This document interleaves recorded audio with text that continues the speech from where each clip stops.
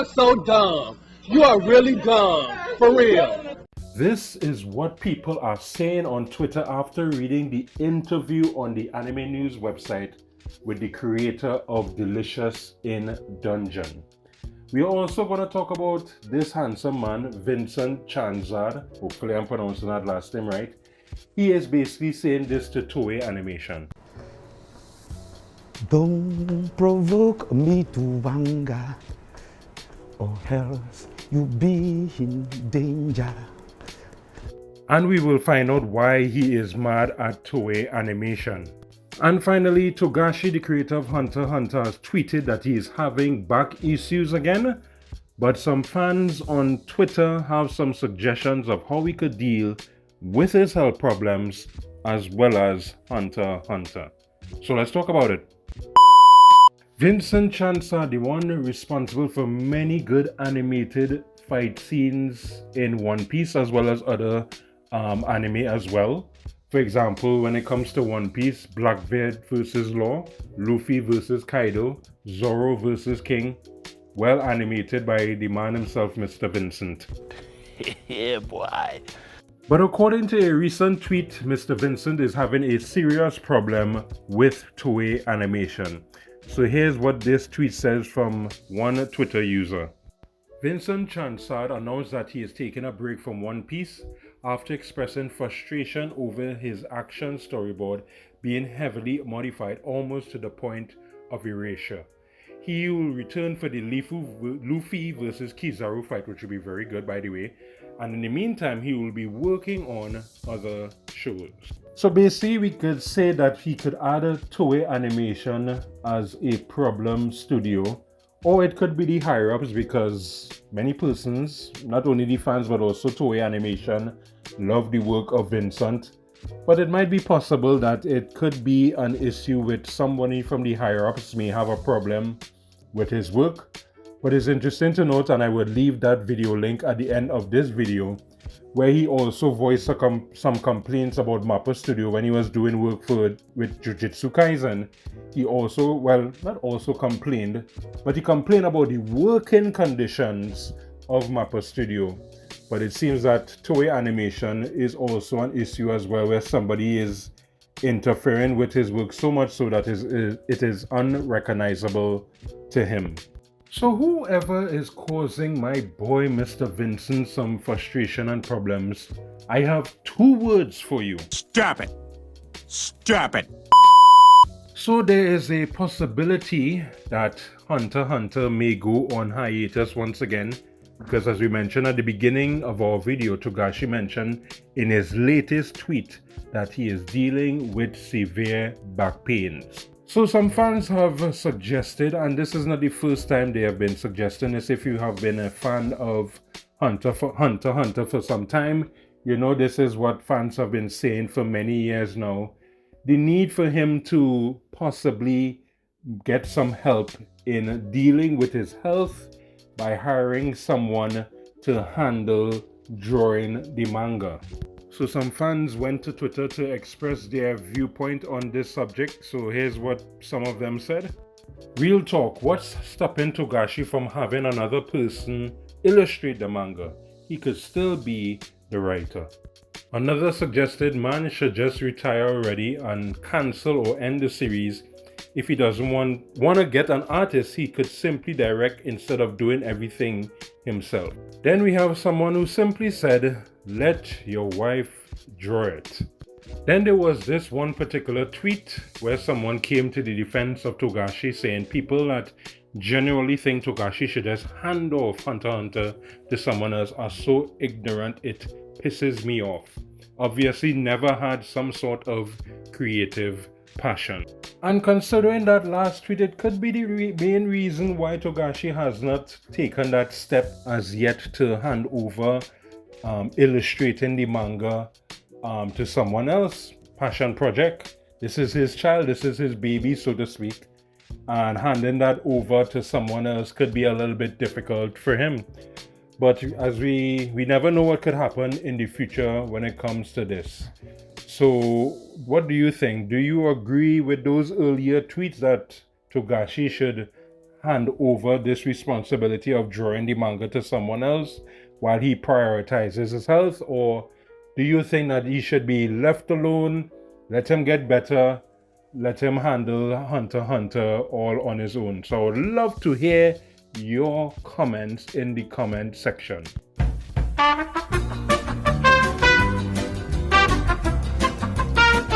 Anime News Network, the internet's most trusted anime news source. Wrong, wrong, wrong, wrong. Wrong, wrong, wrong, wrong.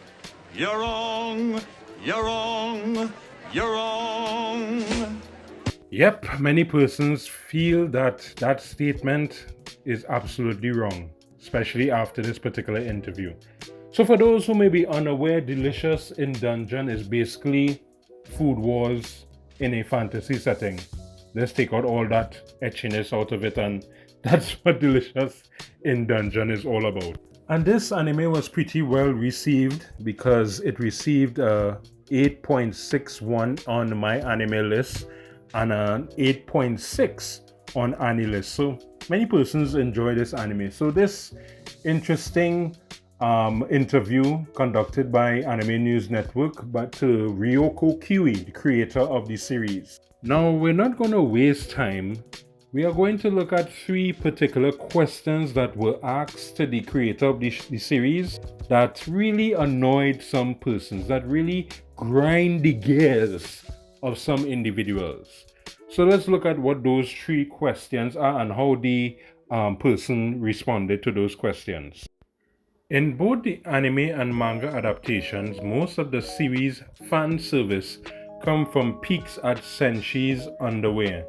In the spirit of this, could you describe Senshi's sex appeal? Why? And who we are talking about is this so-called sexy character right here. So here's Ryoko Kiwi's response to that question. So the term fan service feels a little off to me, but I have seen people talking about Senshi's sex appeal. The reason I came up with this idea of showing Senshi in his underwear is that when I was little, I used to live in a city where there was an old man hanging his laundry while just wearing his underwear. It was awkward for me and I really didn't want to look at him. But from his perspective, he really didn't care. He didn't care what other people thought. I found that vibe interesting. So Senshi is a similar type of person who really doesn't care what other people think about him. Laios is probably like me and feels a little bit awkward looking at other people in just their underwear. But I thought this vibe was really funny and interesting. That's why I drew Senshi that way. So the interviewer was like, Senshi's rather handsome though, isn't he? He has really nice hair and a full beard. And the authors, you could basically see, awkward response was, dwarves are cool.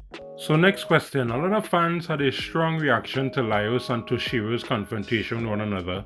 Quite a few fans on social media seemed to relate to Laios' difficulty with reading social cues and related it to their own experiences on the autism spectrum. Did you envision Laios as autistic when conceiving his character? How would you describe the friction between Laios and Toshiro?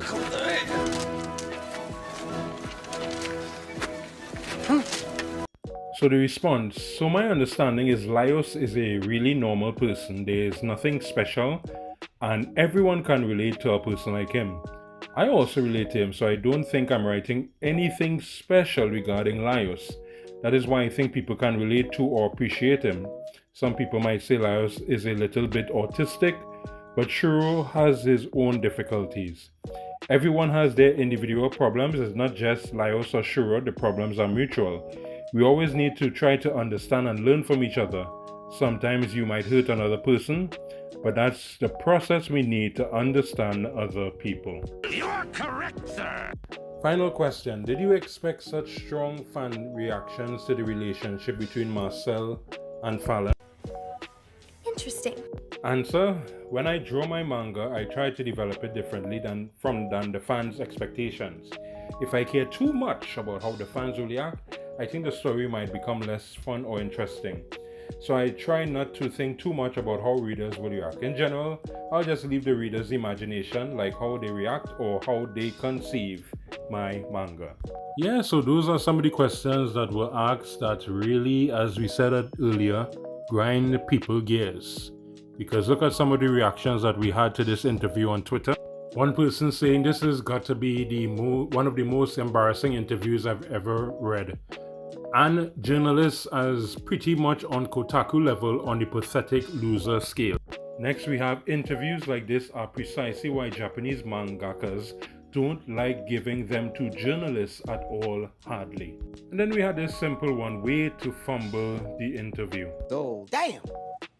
In addition to the complaints on Twitter, there were 2 YouTube videos that talk about the subject, Chibi Reviews and Otaku Spirit, 2 very excellent channels. And especially what was expressed, where basically the complaint was that these questions, especially these 3, seems more like fan service questions. You know, there's a question that a typical everyday fan that you would meet would ask their favorite mangaka or author, whatever it may be. Didn't feel really professional.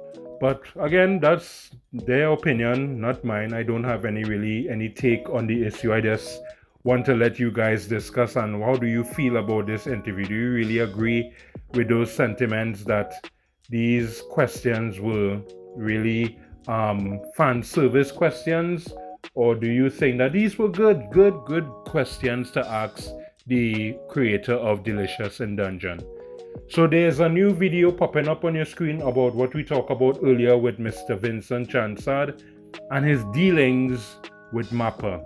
But don't forget, in order for you to access those videos, you have to click on that red fancy shiny button. It's called the subscribe button. So that's it. Go on.